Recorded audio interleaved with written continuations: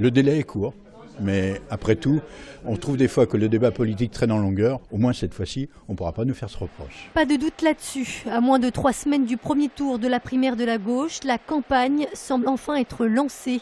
Ce matin, les représentants des 7 candidats se sont retrouvés à la Fédération socialiste du Rhône pour faire le point sur l'organisation du scrutin. On est prêt, on est au début du mois de janvier, 137 bureaux de vote sont ouverts dans le département du Rhône et dans la métropole, tous avec le nombre suffisant de présidents, d'assesseurs pour surveiller que les opérations électorales se passent bien. Près d'1 millier de bénévoles seront mobilisés les 22 et 29 janvier prochains dans le département. Des bénévoles militant aussi bien au PS que chez les écologistes ou au PRG.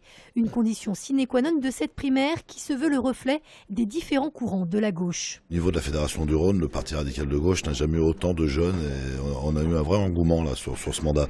Donc la belle alliance populaire et ses primaires vont peut-être nous permettre de mobiliser ces jeunes. En tout cas, après le succès de la primaire de la droite, certains veulent croire à une forte mobilisation des électeurs. Je pense que les électeurs de gauche qui aujourd'hui sont déboussolés vont se mobiliser parce que la primaire est le seul outil qui peut redonner un espoir et inverser des dynamiques qui aujourd'hui sont pas forcément prometteuses. Donc je pense qu'on ne peut pas exclure qu'il y ait même plus de votants en 2017 qu'il n'y en a eu en 2011 à la primaire de la gauche. En 2011, ce sont près de 70 000 personnes qui avaient voté dans le Rhône.